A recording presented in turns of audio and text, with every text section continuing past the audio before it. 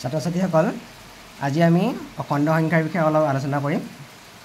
অখণ্ড সংখ্যা আমি জানিবলৈ হ'লে স্বাভাৱিক সংখ্যা আৰু পূৰ্ণ সংখ্যা আৰু ঋণাত্মক সংখ্যা গোটেইখিনি আমি জানিব লাগিব।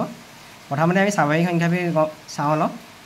স্বাভাৱিক সংখ্যা সদায় 1ৰ পৰা আৰম্ভ হয়, 1 2 3 4 5 ইয়াৰ পৰা এনেকৈ আমি অসীমলৈকে যিবোৰ সংখ্যা বিস্তৃত থাকিব এইবোৰ হৈছে স্বাভাৱিক সংখ্যা। ইয়াৰ পিছতে আমি চাওঁ পূৰ্ণ সংখ্যা। পূৰ্ণ সংখ্যা সদায় 0ৰ পৰা আৰম্ভ হয়, 0ক ধৰি সকলো স্বাভাৱিক সংখ্যা হ'ল পূৰ্ণ সংখ্যা। 0 1 2 3 4 5 এনেকৈ পূৰ্ণ সংখ্যা আৰম্ভ হ'ব। তাৰপিছত ঋণাত্মক সংখ্যাবোৰ হৈছে -1 -2 -3 -4 -5 এনেকৈ এইবোৰ আমি ঋণাত্মক সংখ্যা বুলি ক'ম। এতিয়া অখণ্ড সংখ্যা হ'ল পূৰ্ণ সংখ্যা আৰু ঋণাত্মক সংখ্যা লগাই পোৱা সংখ্যাৰ থোপটোৱে হৈছে অখণ্ড সংখ্যা। অখণ্ড সংখ্যা হ'বলৈ হ'লে পূৰ্ণ সংখ্যা হ'ব লাগিব আৰু পূৰ্ণ সংখ্যা লাগিব আৰু ঋণাত্মক সংখ্যা লাগিব। গোটেইখিনি লগাই হৈছে আমাৰ অখণ্ড সংখ্যা। এতিয়া আমি চাওঁ পূৰ্ণ সংখ্যা। পূৰ্ণ সংখ্যাটো 0ক ধৰি সকলোবোৰ স্বাভাৱিক সংখ্যা হৈছে পূৰ্ণ সংখ্যা আৰু ঋণাত্মক সংখ্যা আৰু পূৰ্ণ সংখ্যা লগ লাগিলে হ'ব অখণ্ড সংখ্যা হ'ব। আটাইবোৰ স্বাভাৱিক সংখ্যাই পূৰ্ণ সংখ্যা হ'বনে? আটাইবোৰ স্বাভাৱিক সংখ্যা পূৰ্ণ সংখ্যা হয়, এইটো শুদ্ধ। আটাইবোৰ স্বাভাৱিক সংখ্যাই অখণ্ড সংখ্যা হ'বনে? আটাইবোৰ স্বাভাৱিক সংখ্যাই অখণ্ড সংখ্যা হ'ব। তাৰপিছত সুধিছে আটাইবোৰ পূৰ্ণ সংখ্যাই অখণ্ড সংখ্যা হ'বনে? আটাইবোৰ পূৰ্ণ সংখ্যাই অখণ্ড সংখ্যা হয়।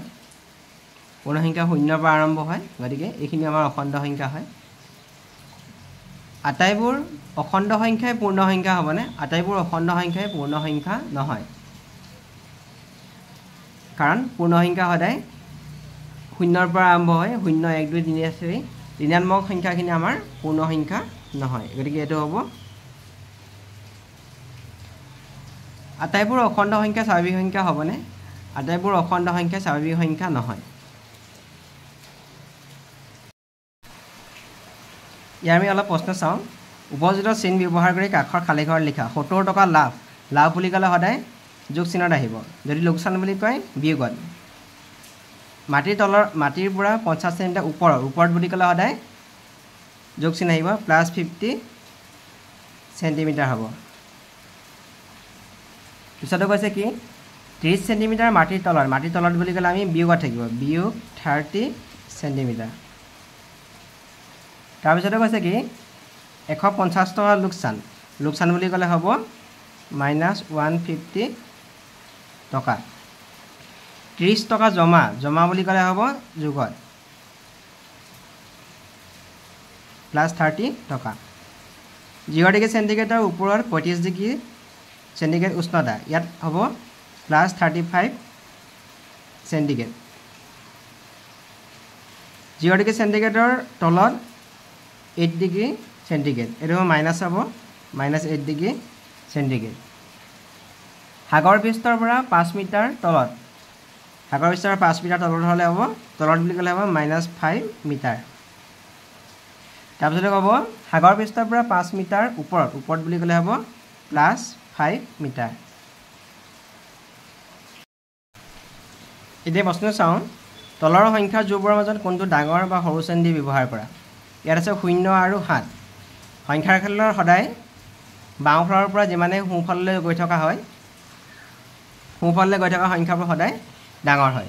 এতিয়া আমি চাওঁ 0 আৰু 7, 0টো এইটো আৰু 7 যদি আমি ধৰোঁ ইয়াত, এতিয়া কোনটো সংখ্যাৰ, এতিয়া 7 সংখ্যাটো 0 সংখ্যাটোৰ সোঁফালে বহিছে, গতিকে 7টো ডাঙৰ আৰু 0টো সৰু।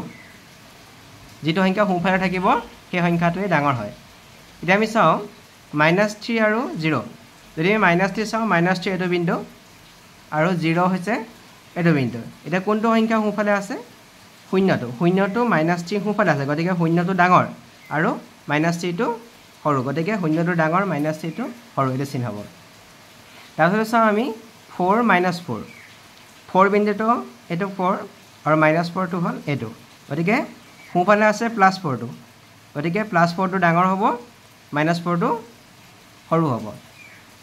পিছতে চাওঁ 6 আৰু -2, 6 বিন্দুটো এইটো আৰু -2 বিন্দুটো হৈছে এইটো, গতিকে 6টো -2ৰ সোঁফালে আছে গতিকে 6টো ডাঙৰ -2টো সৰু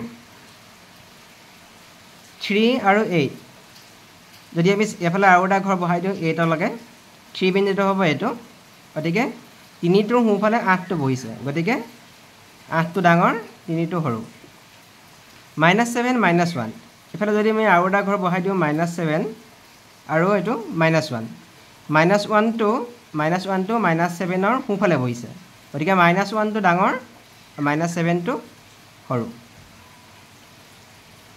1 নম্বৰ প্ৰশ্নটো চাওঁ -2 আৰু 1ৰ মাজত থকা অখণ্ড সংখ্যাটো হ'ব -2 বিন্দুটো এইটো আৰু 1টো হৈছে এইটো -2 আৰু 1ৰ মাজত আছে -1 আৰু 0 -1 আৰু 0 আমাৰ ইয়াত আছে -4 0 2 আৰু 3 আমাৰ উত্তৰটো হ'ব লাগে -2 আৰু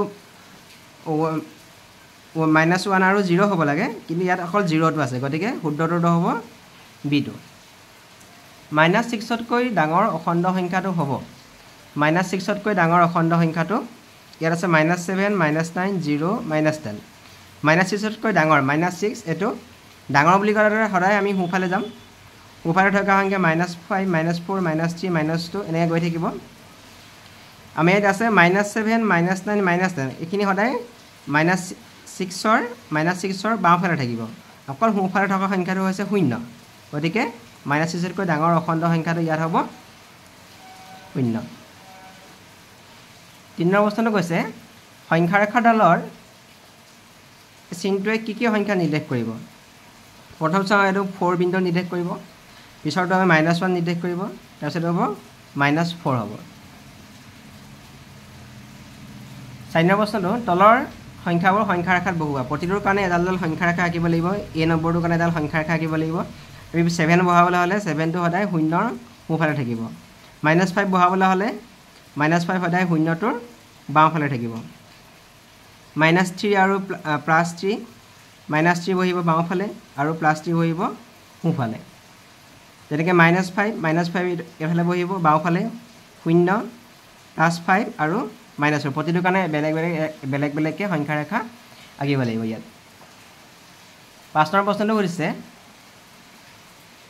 এডাল সংখ্যাৰেখা দিয়া আছে ইয়াত A B C D E F লৈকে বিন্দু দিয়া আছে যদি A বিন্দুটো +3 হয় -3 বিন্দুটো ক'ত হ'ব A বিন্দুটো +3 1 2 3 +3 -3 বুলি ক'লে A ৰ বিপৰীতে বহিব A বিপৰীতে মানে 0ৰ বাওঁফালে গতিকে -3 হ'ব -1 -2 -3 -3 হ'ব B বিন্দুটো C বিন্দুটোৰ অখণ্ড সংখ্যাটো লিখা C বিন্দুটো হ'ব ইয়াৰ পৰা 1 2 3 4 5 6 C বিন্দুটোৰ অখণ্ড সংখ্যাটো হ'ব +6 ইয়াৰ পিছত কৈছে কি D বিন্দুটোৰ অখণ্ড সংখ্যাটো ধনাত্মক নে ঋণাত্মক আমাৰ D বিন্দুটো কৈছে 0ৰ পৰা সদায় বাওঁফালে থকা সংখ্যাবোৰ হৈছে ঋণাত্মক সংখ্যা গতিকে এইটো হ'ব ঋণাত্মক সংখ্যা হ'ব নামাকৰণ কৰা বিন্দুবোৰৰ ভিতৰত কোনটোৱে আটাইতকৈ সৰু অখণ্ড সংখ্যাটো বুজায় সংখ্যাৰেখাডালৰ সদায় যিমানে আমি বাওঁফালে গৈ থাকিম সংখ্যাবোৰ সৰু হয় আৰু যিমানে সোঁফালে গৈ থাকিম সংখ্যাবোৰ ডাঙৰ হয়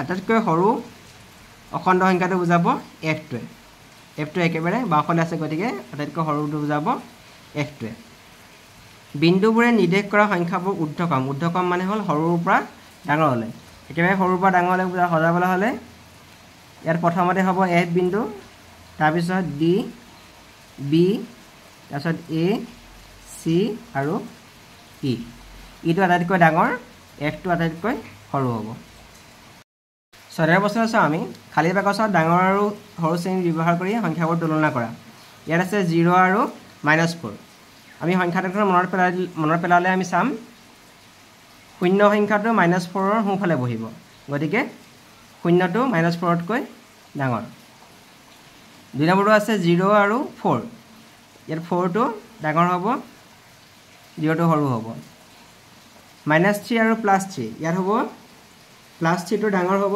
আৰু -3টো সৰু হ'ব 7 আৰু -6 গতিকে 7টো ডাঙৰ হ'ব -6টো সৰু হ'ব ইয়াত -1টো ডাঙৰ হ'ব -3টো সৰু হ'ব কাৰণ -1টো -3ৰ সোঁফালে বহিব তাৰপিছত আছে -8 আৰু -1 -1টো ডাঙৰ -8টো সৰু ইয়াত 8টো ডাঙৰ হ'ব 5টো সৰু -6 আৰু 2টো ডাঙৰ হ'ব -6টো সৰু 7 নম্বৰ প্ৰশ্নটো কৈছে কি তলৰ সংখ্যাবোৰ ঊৰ্ধ্বক্ৰমত সজোৱা ঊৰ্ধ্বক্ৰম মানে হ'ল সৰুৰ পৰা ডাঙৰলৈ ইয়াত একেবাৰে সৰু সংখ্যাটো হ'ব -7 হ'ব -7 হ'ব তাৰপিছত -3 আহিব -3 -2 -1 0 পিছত 3 আহিব 5 6 -7 -3 -2 -1 0 3 5 6 তাৰপিছত আছে আমি 2 নম্বৰটো ইয়াত একেবাৰে সৰুটো হ'ব -30টো একেবাৰে সৰু হ'ব -30 -20 -10 তাৰপিছত হ'ব 0 10 20 30 তাৰপিছত কৈছে কি ইয়াত হ'ব আটাইতকৈ সৰুটো হ'ব -9টো আটাইতকৈ সৰু হ'ব তাৰপিছত -7 -4 -3